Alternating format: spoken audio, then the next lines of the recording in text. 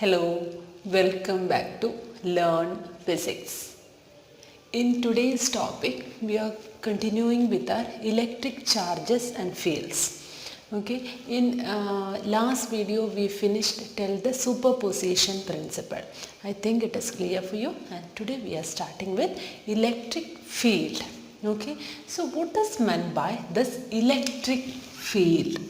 Electric field means if I am keeping one charge over one place, effect of this charge, how much area it is covering, to which and all regions this effect of charge is present, that is called an electric field.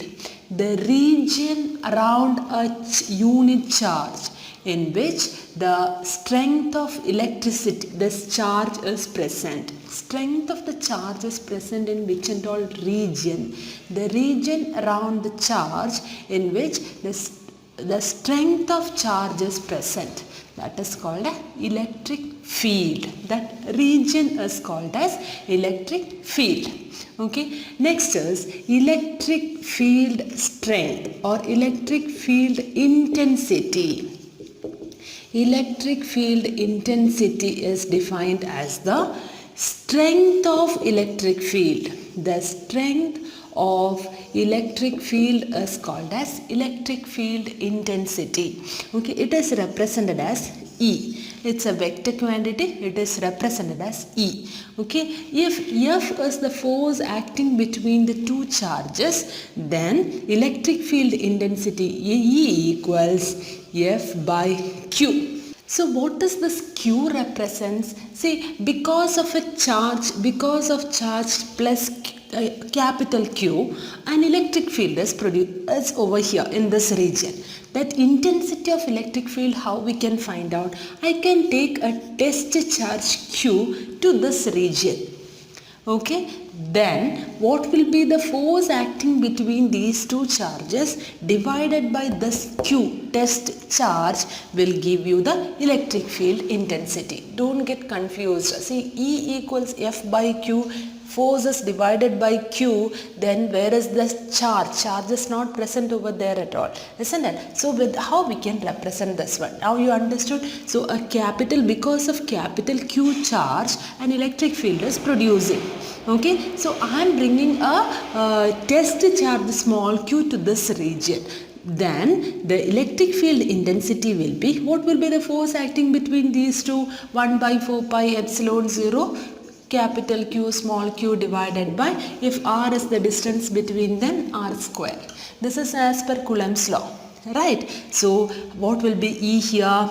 Divided by small q. So the answer will be 1 by 4 pi epsilon 0 capital Q by r square. This will be the electric field. So electric field is not depending on the test charge. Okay, it is depending the main charge. Because of that electric field only, because of the charge only, we are getting an electric field. So it is E equals 1 by 4 pi epsilon 0 Q by r square. So what will be the unit of this electric field? Unit of electric field is E equals F by Q, we know the unit, so F by Q. Therefore and one more thing, the direction of E will be direction of F only. Okay, so direction of F, in last video we told how we will be finding out the direction of EF. Okay, so E equals F by Q. So what will be the unit of E? Unit of E is equal to Newton per Coulomb. Okay, Newton per Coulomb is the unit of electric field. Okay, so electric field intensity, this is how we are finding out. Okay, next is electric field lines. What is meant by electric field lines? The path of electric field, the path, that is, it can be a straight line or curved one. Okay, which will be representing the and tangent of it, which gives the direction of electric field intensity. It is the path of electric field. Electric field lines is the path. It is the path. It can be curved or straight. Okay, in any path it can be. It's the path of electric field in which the tangent of that path will give you the direction of electric field intensity. Okay, that is called the electric field lines. So in which direction this electric field lines will be moving? See, if I am considering a positive charge, it will be outward direction. If it is a negative charge, means it will be inward direction. Okay, that is, the electric field lines will be moving from positive to negative charge. Okay, and it will be, if we are considering a charge free region, it will be continuing without any breaks. Okay, thus if we are considering a charge free region, electric field intensity can be continuing without any breaks. Okay, so it will be moving from positive to negative charge, and it won't intersect. It won't intersect, and it won't form closed loops. Closed loops also won't be there. So closed loops also won't be forming closed loops. Okay, so are you remembering about magnetic field lines? So because almost the same, it is moving from positive to negative charge, and it won't form closed loops, and it won't be intersecting each other. In a charge free region, means it will be intensity, magnetic field lines, electric field lines will be it will be continuous curves. Okay, without any break. Okay, clear? Understood what are the, so if electric field positive charge is present, how you will show the electric field? From positive charge outward direction.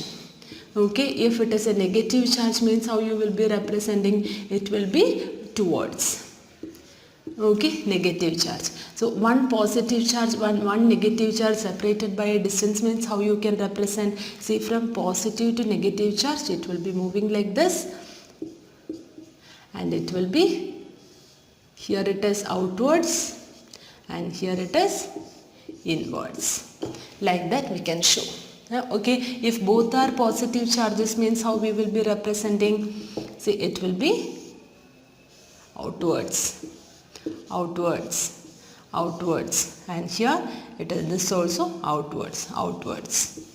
Okay, if one is of more charge, because amount of charge is more, then it will be coming more closer to this line. Okay, so like that we can represent the electric field lines. Okay. So next is electric flux. So what is meant by electric flux? Electric flux means it is the number of field lines present in unit area. See, if I have a positive charge over here, the field lines will be moving like this. Okay, outward, outward, outward, outward direction, like this it will be moving.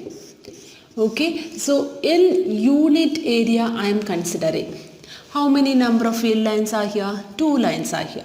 Instead of that, in another charge plus Q1, if the field lines are going like this, in unit area, while I am considering a unit area, how many number of field lines are here? 4 field lines are here. Here 2 field lines are there. Okay, so which is more intensity is more for this plus Q1, right? So the number of field lines are representing, so electric flux is the number of electric field lines per unit area, that is electric flux, and this number of field lines or electric flux will be representing the strength of electric field. Okay, it is representing the strength of electric field also. Okay, so now how we can find out this electric flux? Okay, electric flux, how we can representation as phi E. Flux due to electric field.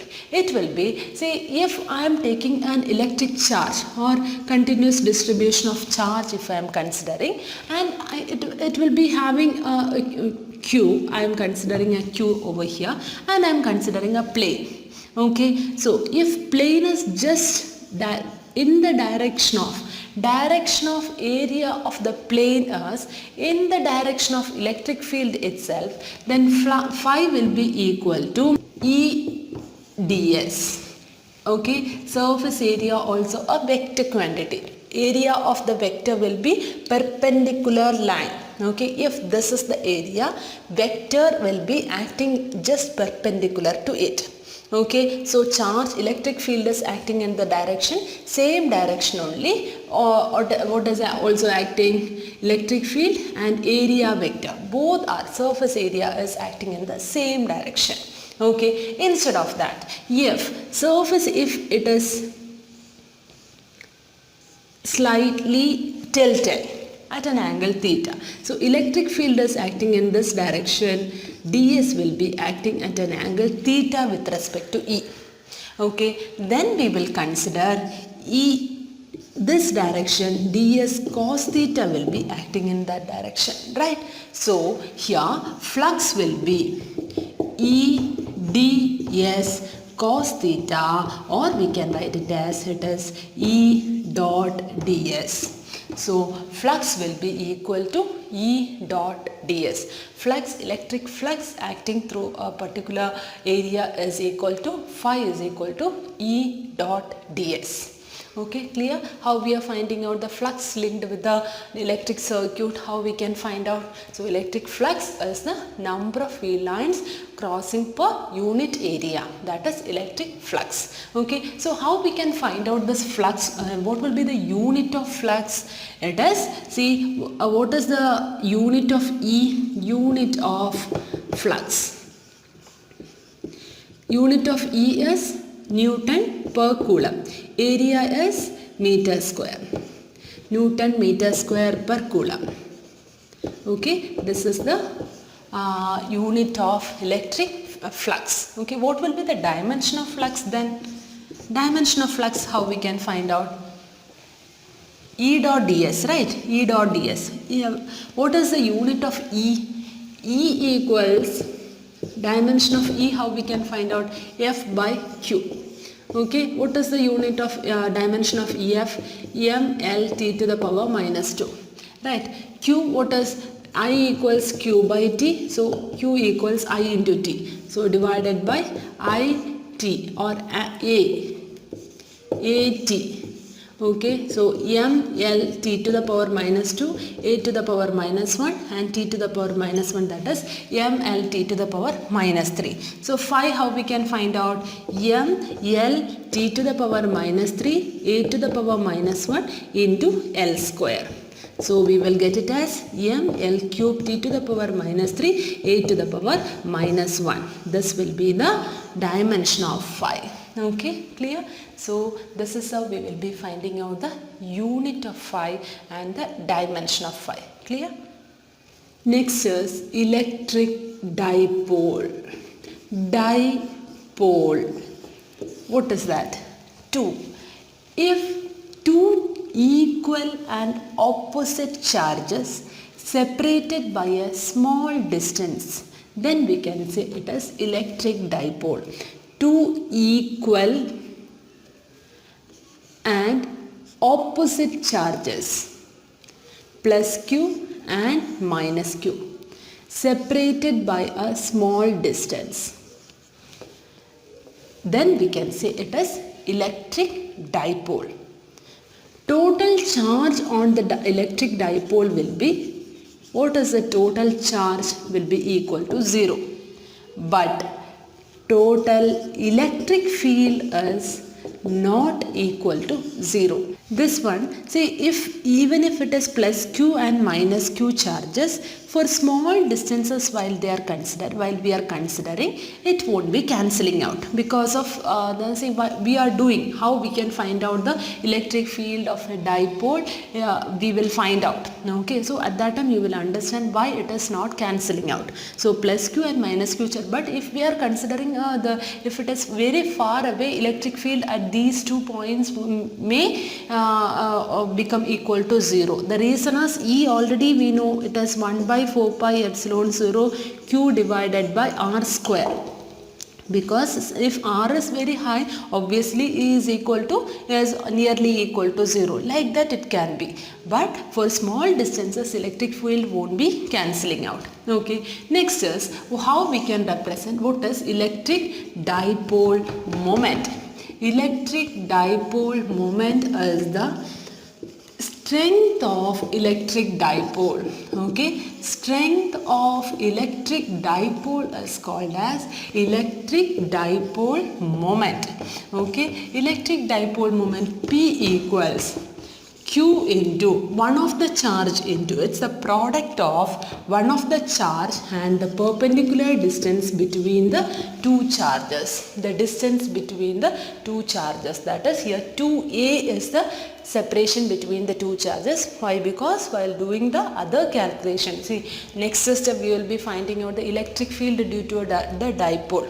Okay, so if we are finding out the electric field due to the dipole at that time, while I am taking A, everywhere it should be a by 2, a by 2, a by 2, like that it will be coming. So better as a precaution, first itself we are considering it as distance between them as 2a. Okay, so P equals Q into 2a. This is the strength of electric dipole. P equals Q into 2a. What will be the unit of this P? Unit of P will be equal to Coulomb meter. Coulomb meter is the unit of P. While I am telling unit, it is SI unit. Okay, this is Coulomb meter. If you want, you can find out the dimension also. Q equals I into T. I is A, T into meter. This will be the dimension of P. Okay, so L, not meter, L. Okay, this is how we will be finding out the electric dipole moment. Okay, next is, what is the significance of this electric dipole moment? Significance. See, we know that, in chemistry you would have learned about the, because of bonding and dipole moment, water, how we will be representing, see, H2O. With an angle we will be representing, right? So that is due to this dipole moment. That means while we are considering a molecule, the center of mass of all the positive charges and center of mass of all the negative charges are coinciding each other. Plus Q and minus, all the center of mass of all the positive charges and all the negative charges are coinciding each other. It won't be positive and negative charges are coinciding, then no dipole moment. Okay, H2. Like this you will represent, right? Okay, bonding and all you should check. Okay, I am weak in chemistry, but so you check that bonding and all. Okay, H2O, while see hydrogen molecule, while we are considering, we will represent it like this. Okay, it's a straight line, no dipole.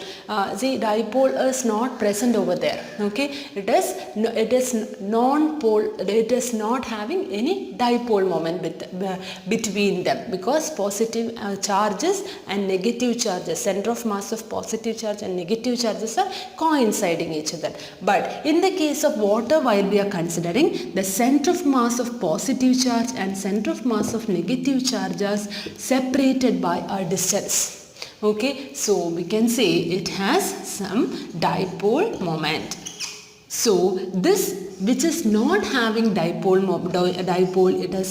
it is called as non-polar molecule, and which has dipole moment, it is called as polar molecule. Polar molecule means it has some dipole moment. Non-polar molecule means it won't have any dipole moment. Okay, so suppose if it is not having any dipole moment, and if we are applying an external field, this positive and negative charges may displace from its position by separating a distance. Okay, so those positions we can say it is in that positions we can call it as it is inducing a dipole, because already that's in a normal case it is positive and negative charges are coinciding each other, but when we are applying an external field, this positive and negative charges are separating by a distance, so we are inducing a dipole moment on that. Okay, so we are making it as a polar molecule, so that is called induced dipole moment.